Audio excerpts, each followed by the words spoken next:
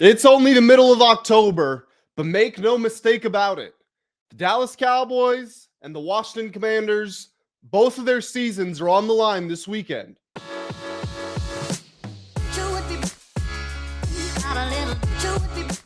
What's going on, everybody? Welcome back to the Full Command Show. My name is Grant Mitchell, and we are here to preview the Week 7 showdown from Arlington, Texas, as the Washington Commanders prepare to visit the Dallas Cowboys for another edition of the most famous rivalry in the NFC East. This is my official game preview. So, as I always do at the start of these, a disclaimer to any Cowboys fans who might be watching this. I'm a Commanders fan. Make no mistake about it. You can tell by the background. But this is still a safe place. I'm not here to talk out of my you-know-what. I'm here to give you my objective review of what I've seen from watching these teams, what I've seen watching the All-22, all the stats that I've aggregated. I'm here to break down this matchup.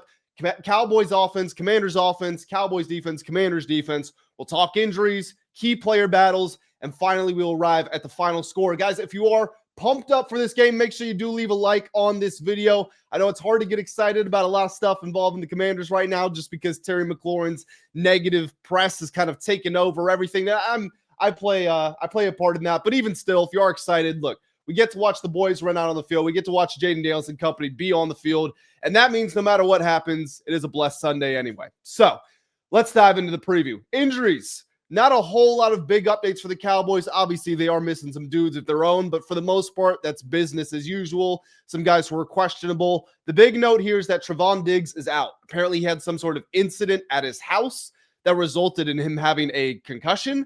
So I would expect Kyer Elam to be dominating the snaps outside the numbers in his absence. On the Commanders side of the football, Terry McLaurin is the only Commanders player who has been ruled out as of Saturday morning, which is when I'm recording this video. Only guy that's been ruled out, again, aside from the usual suspects, the guy's already on IR.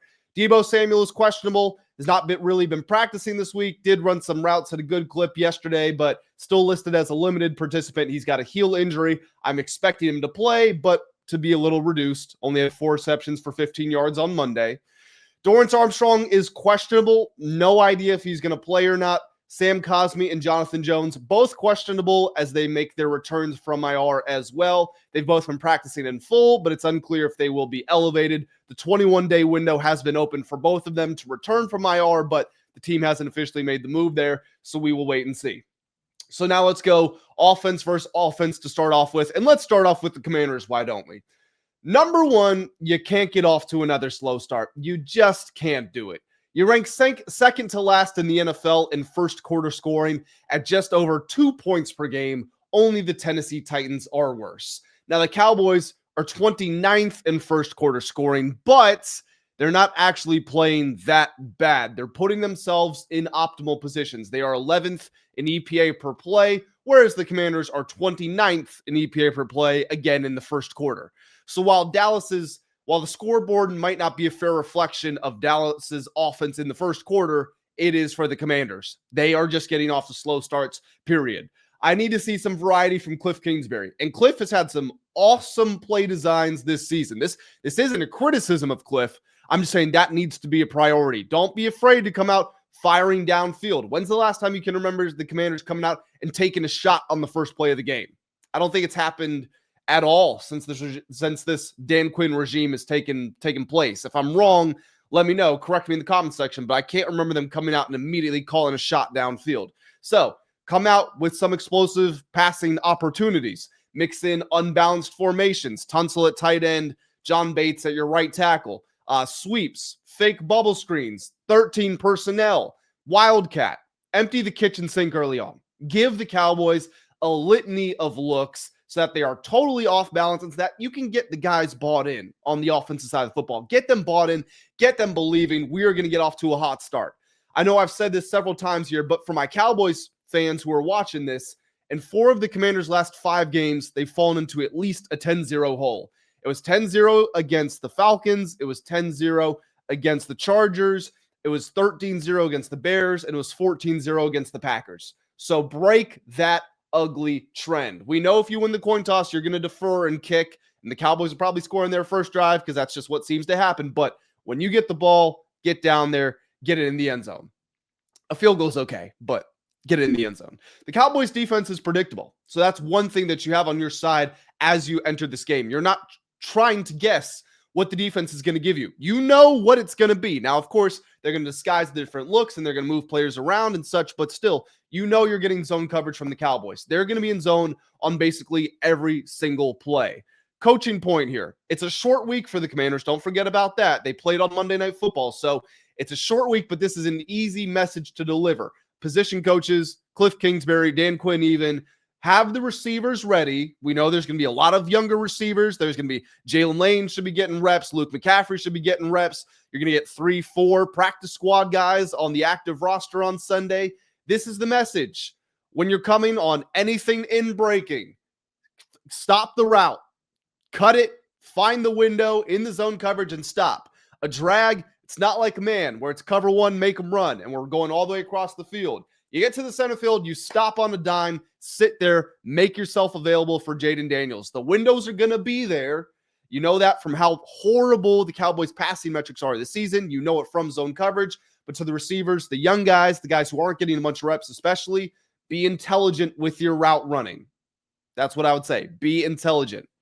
This is a big game for Bill Croskey-Merritt. He had the first truly slow game of his career last week. Now, he was still running hard. He was still fighting, but he was held to 61 yards. More importantly, held to about 3.5 yards per carry. He had been leading the league at 6.6 yards per carry, and he also fumbled for the second week in a row. So, number one, ball security, and then number two, just get back to what you're doing. On that note, talking about the running game, despite the Cowboys being a zone-heavy defense when they are defending, just in general, but against the pass especially, they are still allowing the 10th most rushing yards per game to opposing quarterbacks. The thought process there is when you play zone, it's easier to defend against mobile quarterbacks because you have eyes on them. You can track them. You can spy them easier. If you're in man coverage and your back is to the quarterback, how are you supposed to stop him? If you're playing cover one, all he has to do is beat that linebacker in the middle of the field, and he's out of there. That's not the case with zone, but the Cowboys have still found themselves susceptible to mobile quarterbacks, like I mentioned there. So a big day for the Commanders' running game is in store if they want to have a big game. The receivers, who's going to step up? It's been Luke making big plays for the last 4 weeks or so. Chris Moore led the team in receiving last week. I don't know if Deebo's going to play or not. If he does, I don't know in what capacity, how healthy he's going to be. So who is going to step up? You're not going to Dallas to play a 10-13 style of game. That's just not going to happen. You need to score points. Jayden's going to get passing yards. Jayden's going to get passing touchdowns.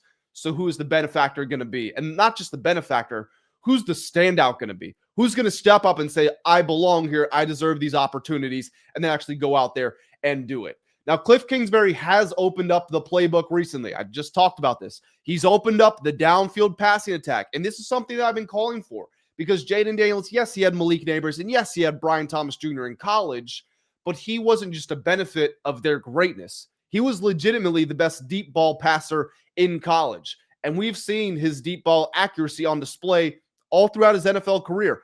Bunch of deep shots to Terry McLaurin, the 50-yarder to Luke McCaffrey. We've seen it with Jayden, and Cliff has finally opened up the playbook. Jayden Daniels, the check down merchant, the guy who only uses screens, the guy who's afraid to throw the ball, he actually is 6th in the NFL in air yards per attempt. Air yards is how far does the ball travel when you throw it.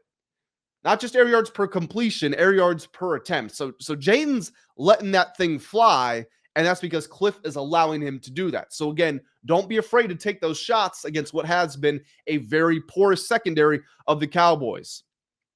Additionally, Jayden, since returning from his injury, has been really good. And it's hard to get the sour taste out of your mouth. I totally get it. It's hard to say that, get the sour taste out of your mouth because he had the 2 turnovers against the Bears. The interception was ugly. He was just late. But also, we have to keep in mind, it took him until his 4th game of the year to throw his first interception. So while that play was bad, his season play, it's 2 different things here. We're comparing apples to oranges. Also, the fumble at the end of the game. I get it. It's a nasty play. It's really just unfortunate. I don't know if anything like that's ever going to happen again in his NFL career in terms of a late fumble where it's a botched handoff to lose the game effectively. I don't know if that's ever going to happen again. But if you look at how Jayden threw and ran the ball in that game and in the Chargers game, the 2 games since he's been back from injury, he's been really, really good. Since he came back from that injury, he's 8th among all quarterbacks in EPA per play. That's despite the turnovers. That's despite the practice squad receivers. That's despite the first quarter struggles, all of that. And if we look at only the second halves of those games, Jayden rises to 2nd in the NFL in EPA per play since he came back from his injury. Now, again, I'm not using this to say he's an MVP candidate or anything like that, but he is a future MVP. And him struggling his down year is still a top 10 quarterback in the NFL. So he can go out there and he can make plays, and Cliff is allowing him to do that. Let's talk about the Cowboys offense now. So they are explosive. That's the thing you need to know about them. I said this on my live stream yesterday. The Commanders can't come into this game thinking they're going to nickel and dime their way to victory. I brought it up. If you look at the first possession of the NFC Championship game last year, 18 plays, 54 yards, multiple 4th down conversions for a field goal. The Eagles take the field, first play, 60-yard rushing touchdown. It's 7-3. That's what's going to happen to this in this Cowboys game if you come in with the mindset that we're just going to paper cut our way to victory. No, the Cowboys are going to put up points. They are explosive. They are number 1 in the NFL in EPA per play. They are number 3 in the NFL in points per game. They are number 4 in the NFL in yards per play. By air, by land, with the running game, they can do it all. And oh, by the way, they're adding CeeDee Lamb back this week. As if they weren't already doing it enough. 2/3 of their season, they've been without CeeDee Lamb. No, let's just add him back into the mix just to make it even more challenging for the Commanders' defense. Dak in particular is playing at an MVP level. And it's the Cowboys. We're not supposed to like them, and I don't like the Cowboys. But do I have respect for Dak Prescott? Yes. Has Dak been playing? Has Dak shown he can play at an MVP level? Well, he was 2nd in MVP voting a couple of years ago, and he's not quite the MVP this year, but he's certainly close to that level. He can win games for you on his own. Now, the problem there is the Cowboys defense can lose games for you too. So that's why the Cowboys find themselves below 500, but that's not really been through any fault of Dak Prescott. I'm particularly terrified of what he's going to do to the Commanders' passing defense over the middle of the field. This season, from 0 to 20 yards downfield within the numbers, Dak Prescott is 56 of 70. That is a completion percentage of 80 for 569 yards, 3 touchdowns, no interceptions. I've shown some charts on my channel recently. Bobby Wagner right now, statistically among qualified players, the worst linebacker in pass coverage. Quan Martin, the worst safety in pass coverage. And both those guys, guess what? They're right in the middle of the field. Oh, and that corresponds to the Commanders shifting from their man style of coverage to predominantly zone coverage in recent weeks. So Dak Prescott's his biggest strength is attacking the area of the field where the Commanders defense struggles the most. That with an offense that is the best in the entire NFL. So that is terrifying from a Commanders fan base perspective. If you're a Cowboys fan, you got to be praying that there are no running downs here. First down's not a running down. Second down's not a running down. Third down's not a running down. Every down's a passing down right over the middle of the field until the Commanders prove that they can stop it. That's what you're telling yourself if you are the Cowboys. Now, additionally, the offensive line for the Cowboys is playing great. This isn't just Dak. This isn't just CeeDee Lamb and George Pickens, who I'll get to in just a second. The offensive line is blocking their behinds off. You don't really see it reflected in the running numbers, but I can tell you from watching them, they do a great job in the running game, and they're arguably even better in the passing game. They have allowed the 7th lowest pressure rate. Fittingly, Dak gets the 7th most time before he throws the football. So he's allowed to sit back there, pat the football. I know Joe Witt Jr. said in his press conference that Dak is doing a great job of, dropping back. When that back foot hits the ground, the ball comes out. That's not quite true. And I'm not saying that Dak is just sitting back there lollygagging, indecisive about where to go. What I am saying is, yes, Dak is letting that thing rip, but he's getting time to. If he doesn't have that first read available, he's able to scan the field, survey, and get the ball out. Also, Dak has been making plays with his legs, not just as a runner, because he's not as quick as he was as a younger man, but he is escaping the pocket. He is fighting through contact in the pocket, manipulating his arm angles and where he's at, the position with the defenders in front of him, and he's finding the windows to throw the ball to. So he's just been playing outstanding this season. Javonte Williams is also balling. This is a guy who had the last 2 years of his career less than 4 yards per carry. Not to be bothered by that. He comes into this season and he now has averaged 5.2 yards per carry. He's third in the NFL in yards after contact per carry at 2.9. For comparison, Bill Croskey-Merritt is at 2.8. He's also got an even split of zone and gap scheme runs, got 45 of them each. So if you're the Commanders, you're going to be off balance. You're not necessarily going to know what's coming your way just because he is on the field. It's not as predictable as some other players. Now, the Commanders have been good at stopping zone, but they've been bad at stopping gaps so far this season. Also, as I mentioned, CeeDee Lamb making his return. He had 110 yards and then 112 yards in the first 2 games of the season. Before his injury, he said that there was a chance he could have played last weekend, but he wanted to make sure he was fully healthy. He feels like he is now, so don't expect a pitch count for him. And then George Pickens in the 4 games without him goes for 427 yards and 5 touchdowns, playing at an outstanding level, borderline offensive player of the year level without George Pickens. CeeDee Lamb is an offensive player of the year candidate, or not candidate, but talent of his own. Dak is playing at MVP level. The running game has been awesome, and the offensive line has been really good. So there's a lot to handle here. I'm interested to see if the Commanders will switch to more man coverage so that they can try to generate some pressure and get the ball out of Dak's hands quickly, because this transitions well into what I'm about to say for the Commanders here. The Commanders generate pressure at the 4th highest rate in the NFL. When they do generate pressure, they allow the 4th lowest yards per attempt, the 6th fewest yards per attempt in the NFL at 2.4. When they do not generate pressure, they are dead last in yards per attempt at 10.2. So you can't just sit back there in zone coverage against anybody, but especially with Dak and Pickens and CeeDee and Ferguson and the whole crew, Turpin, Tolbert, everybody. It doesn't work in general, and now you're taking on the number 1 offense in the NFL. You need to find a way to generate pressure. This is where the injuries come into play here. Dorrance Armstrong, for me, is a much bigger potential absentee than Terry McLaurin or Deebo Samuel or anybody.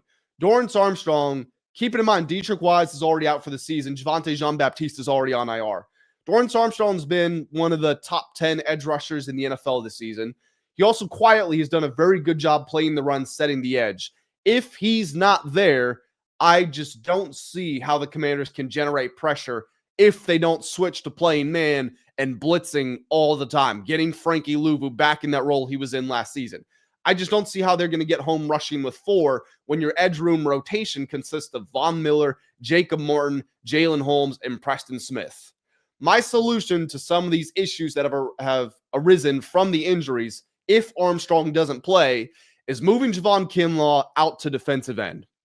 Now, he's not a full-time defensive end. Obviously, he's 6'5", 350, whatever he is. But he has lined up over the tackle on about 1/3 of snaps this season. With Armstrong potentially being out, the team, you saw it against the Bears on Monday Night Football. They have problems setting the edge against the run. With Armstrong being out, that would almost be a guarantee. So putting Kinlaw out there at the very least should reset the edge for you. And Johnny Newton's been playing really well this season. So why not get him some more reps? And maybe you elevate Sheldon Day, who showed you some good moments last year with Daron Payne in the middle. That can be a sort of makeshift defensive line. The problem there is Kinlaw's probably not going to generate all that much pressure while rushing from the outside, but at the very least, you're not going to be giving up 5 or 6 yards per carry like you did to the Bears. You can try to make the Cowboys offense a little more predictable in the sense that you feel like they're going to be passing, and that's when you can go, man, bring the blitzes in. And yes, in doing that, you're going to give up big plays on the back end. There's no way around it. Your secondary has not performed well enough this season, and the Cowboys' offense is just too good. But at the very least, maybe you can introduce some variance. Maybe by going with this man blitz heavy style, maybe you can generate a sack you weren't going to before. Maybe it's a strip sack, something like that. That's just my thought process. And this isn't me saying go man on every play, but at least why not go out there and see how it works? Some more numbers here for you.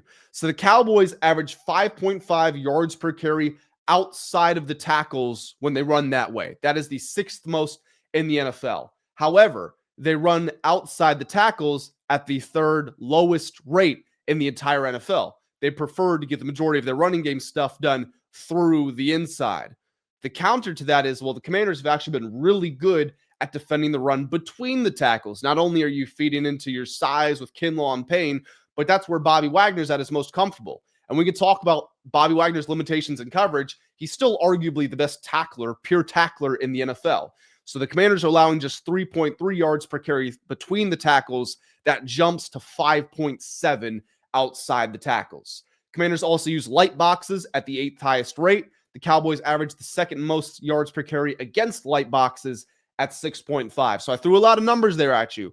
What I'm saying is the Cowboys like to go up the middle. The Commanders want you to come up the middle, even though they're in a light box. However, the Commanders struggle going outside. The Cowboys have done really well going outside, even though they don't do it all that much. If the Cowboys are smart, they will have been watching film from that Bears game. They'll see the success that Ben Johnson and company had with the horizontal outside runs.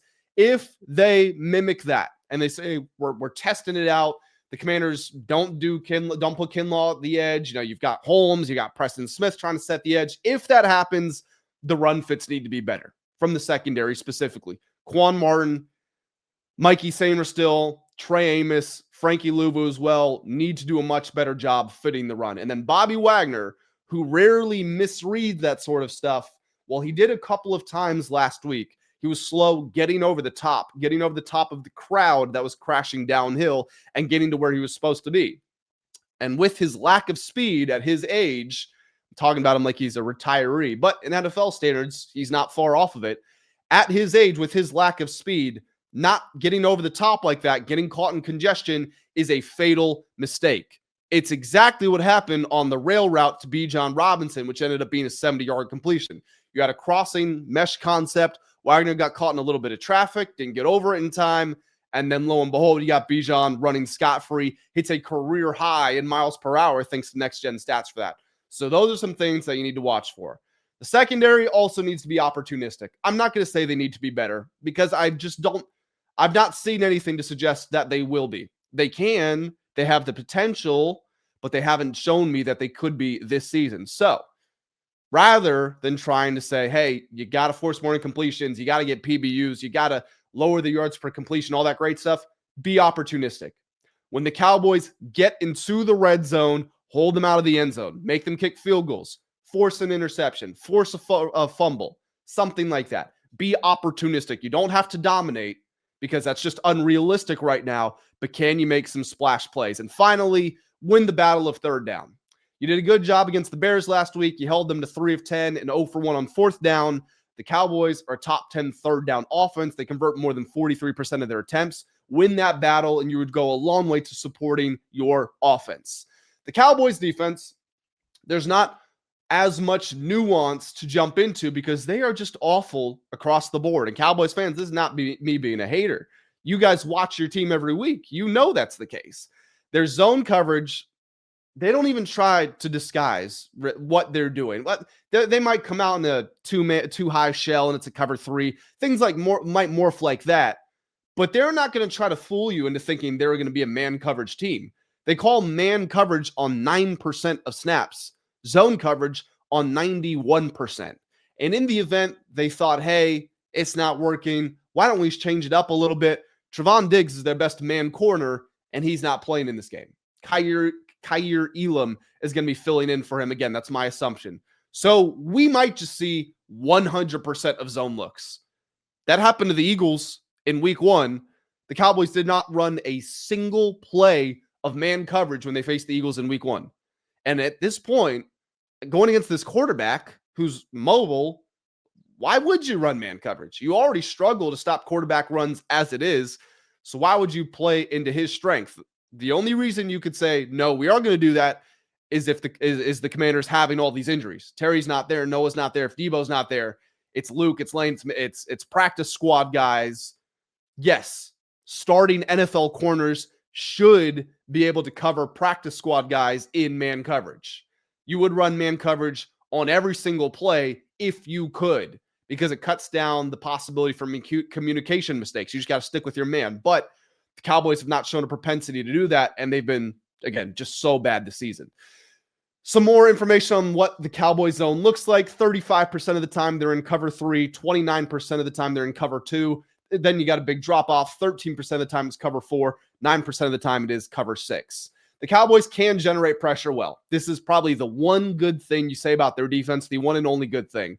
They are only 25th in blitz rate, yet they are 7th in pressure rate. So they will get home with 4 players. Good test for the Commanders' offensive line. They're 13th in pressure allowed, so a little above average, but not top 10. Can you have a good game here? Give your quarterback time, especially with the lack of weapons that you have outside the numbers. The Cowboys do have the 3rd lowest stuff rate, and they have allowed the 5th most yards before contact per carry. So stuff rate can hit him in the backfield, stop him for a negative gain or no yards. And then obviously yards before contact, we all know what that is. The translation there, the Cowboys just cannot win the point of attack. If you are committed to it and you find success early, that can be what kills them. The same way that I talked about before the Bears game, this is going to be made to be the Jayden Daniels, Caleb Williams show. This has got to be the Bill Croskey-Merritt show. And it wasn't. And that played a big factor in why the Bears were able to win the game. But the same thing applies here. Jayden's going to have to be great, obviously. But if you can start off and stay consistent with your running game, the Cowboys defense has shown they're not going to be able to stop you. So just something to keep an eye on there. The Cowboys, like the Commanders, do not produce turnovers. They only have 0.7 takeaways per game. The Commanders are at 0.5. And that brings me to my final wrap-up, my final score prediction. All week long, I told myself this was going to be an embarrassing loss, a season-ending loss. And I still think whoever loses, their season is most likely over. I was telling myself this was a 31-17, something like that. Heck, maybe a 42-28. I thought it was just going to be a demolition job. And I had to remind myself this morning, things aren't always as good as they seem. They aren't always as bad as they seem. In fact, they're never as good as they seem. They're never as bad as they seem.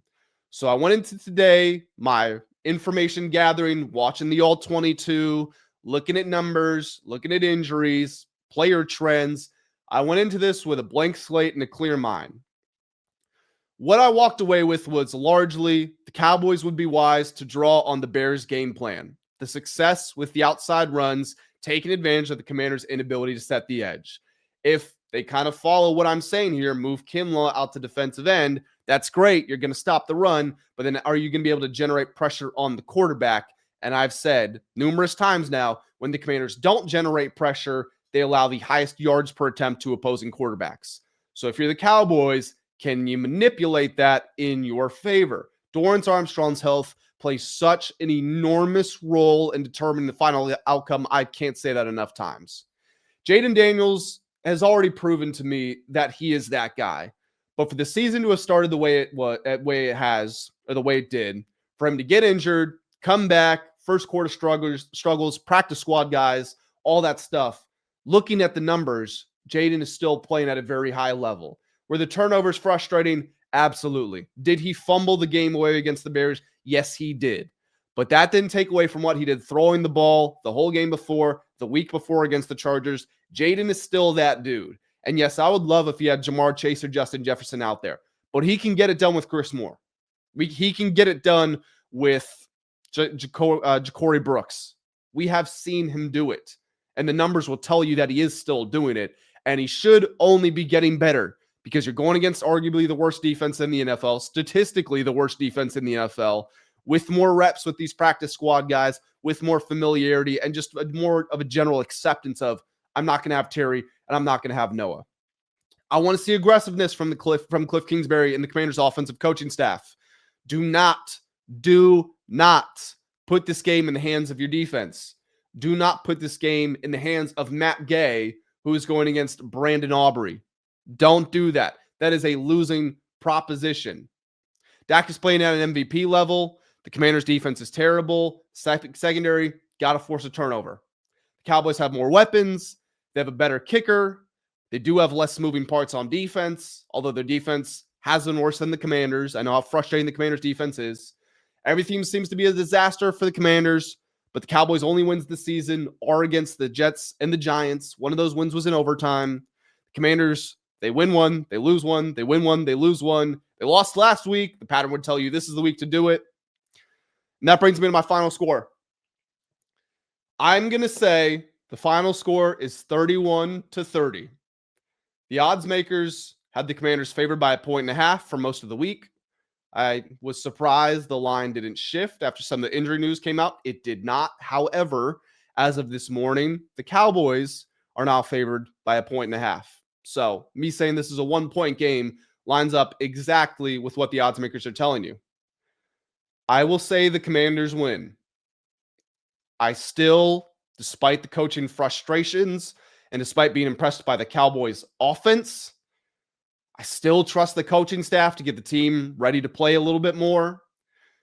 I think that Brandon Aubrey is phenomenal, but I almost wonder if him being so good could get in the way of his team. I think they might be willing to settle for field goals more often. I think the Commanders, they got to know they have to be aggressive. Dak is going to get whatever he wants against your defense. So you have to be willing to take your chances on fourth down. And when you do that, you were the best fourth down team in NFL history last season. And which defense do I trust to be more opportunistic? That is the key operating word that I mentioned there. Even though the Cowboys have forced more turnovers this season, with Diggs being out, with how bad Dallas's defense has been, do feel like the Commanders are more likely defense to force a turnover. So I think this will be incredibly close. All week long, I thought the Cowboys were going to win. This is not me trying to build good faith with the Commanders and pick us to win. That's not what it is. I just went into this day with a clear mindset, and this is, after my analysis, this is what I got. But this is now your time to go to the comment section. Let me know what you think the final score will be. Obviously, let me know who you think is going to win. If you are new around here, make sure you hit that subscribe button. If any Cowboys fans are still watching up to this point, genuinely appreciate you guys being here. I know we're rivals at the end of the day, but before games, I know it gets a little toxic after the games, but before games, let's at least try to be objective here and honest. Let me know what you're scared of with the Commanders, what you think the Cowboys' biggest strengths are, et cetera, et cetera. I'll be reading and responding to as many comments as I can. So the next time you see me will most likely be after the game on Sunday. Up until then, enjoy the rest of the games. I appreciate you all. Have a great day.